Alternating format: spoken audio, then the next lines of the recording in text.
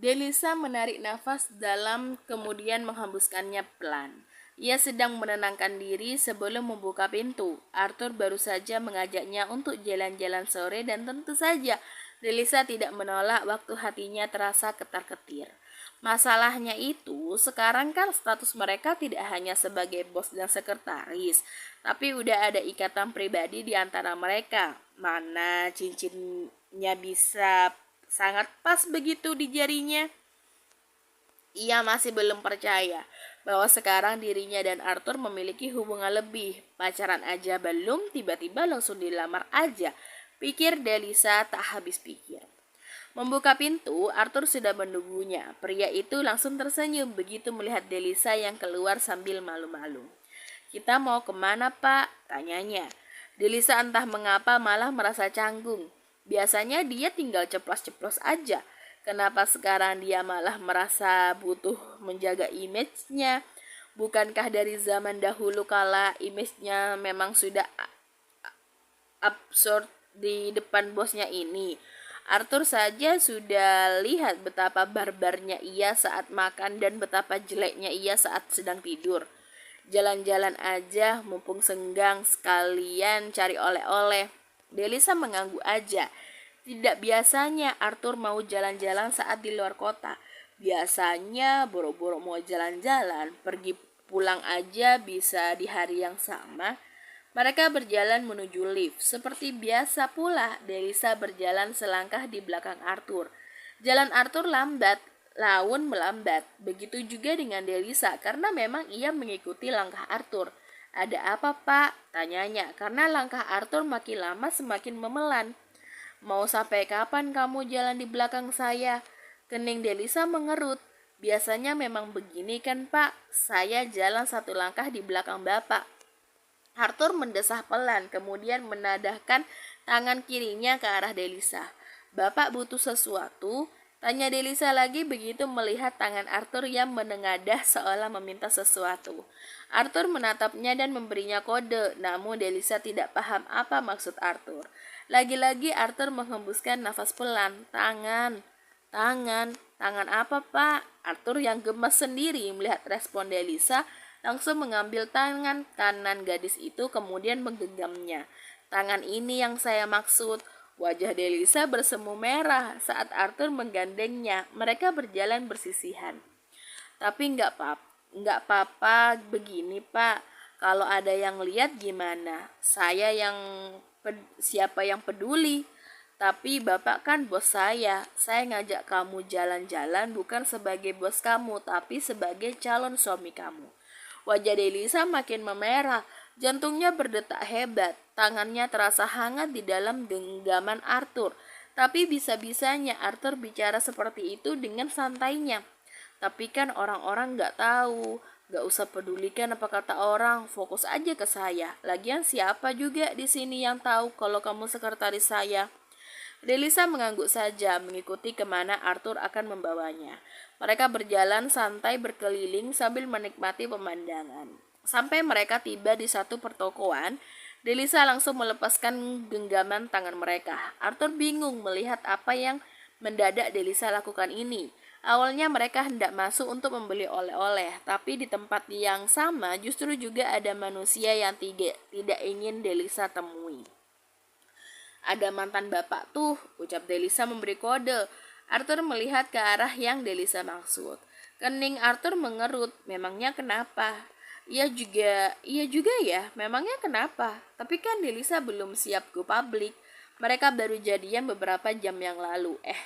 Tapi itu apa bisa disebut jadian ya? Arthur hanya mengajaknya menikah, tapi tidak menyatakan kalau dia mencintai Delisa. Hati Delisa mendadak dilema. "Ya nggak apa-apa, nggak enak aja. Mereka kan taunya saya sekretaris Bapak."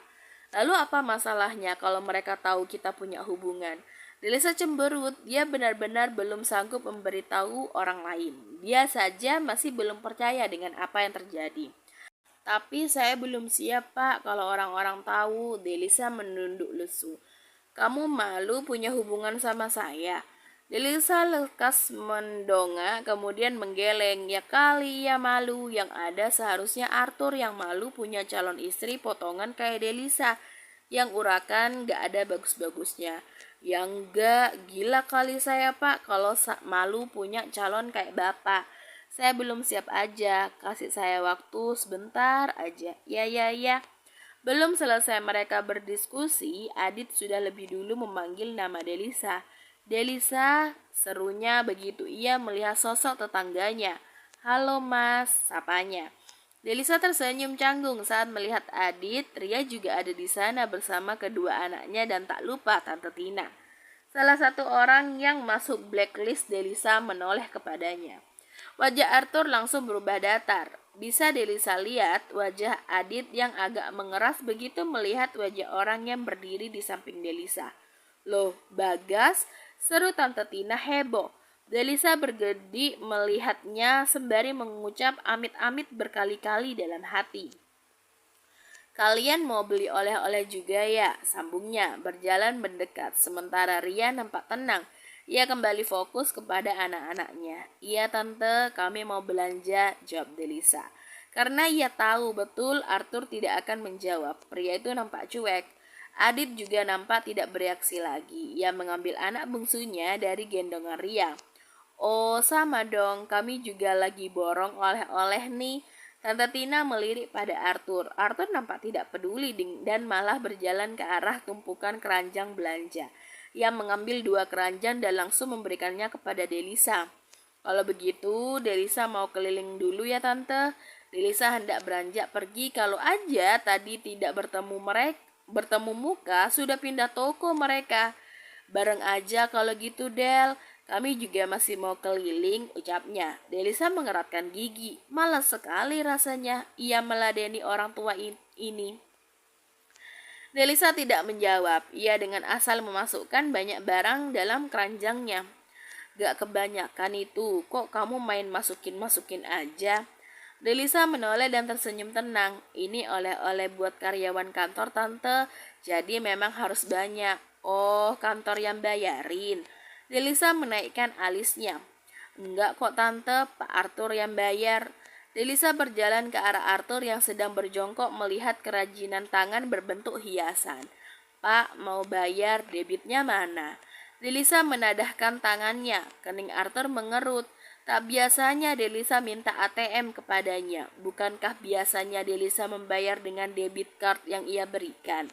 Debit yang ada di saya ketinggalan, ucapnya seolah mengerti maksud pandangan Arthur. Arthur tidak menjawab dan langsung mengeluarkan dompetnya. Delisa melirik ke arah dompet bosnya itu. Yang gold aja pak, jangan black card, nanti kebeli sama toko-tokonya lagi. Ucap Delisa lagi seolah sengaja melakukan hal itu. Arthur menatap Delisa sembari menggeleng karena ia tahu Delisa itu sengaja melakukannya. Gadis itu mengedipkan sebelah matanya dan Arthur tertawa karena mulai paham apa yang sedang Delisa lakukan. Emangnya udah selesai belanjanya? Mau nambah lagi? Delisa menoleh ke 3 keranjang penuh di belakangnya. Kita kan bisa belanja di toko lain lagi, sambungnya dan Arthur menurut aja. Sepulangnya dari sana, Adit malah menawarkan untuk makan malam bersama. Entah apa maksud suami Ria itu mengajak mantan pacar dari istrinya untuk makan malam bersama. Aku dengar kamu bosnya Delisa, tanya Adit membuka suara. Iya, jawab Arthur dengan singkat. Delisa bisa melihat raut wajah malas dari Arthur. Ia tahu Arthur sebenarnya tidak mau, tapi tidak enak untuk menolak.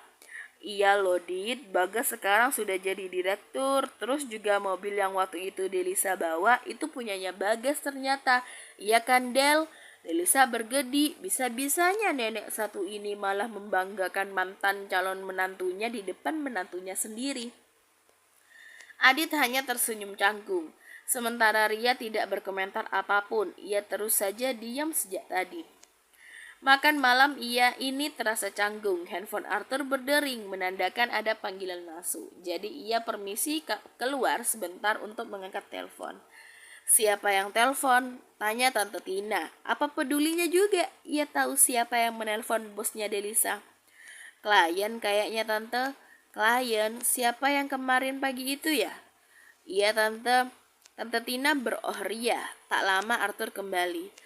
Adele sudah selesai makannya? Delisa menatap bingung namun ia mengangguk. Kalian udah mau pergi? Tanya Adit. Ia tahu maksud Arthur menanyakan hal itu kepada Delisa. Iya, masih ada urusan yang harus diselesaikan. Ria akhirnya menatap Arthur. Ia sejak tadi seperti menjauhi dan tidak mau melihat ke arah pria yang dulu sangat dicintainya. Buru-buru banget, udah malam loh ini, masa mau kerja?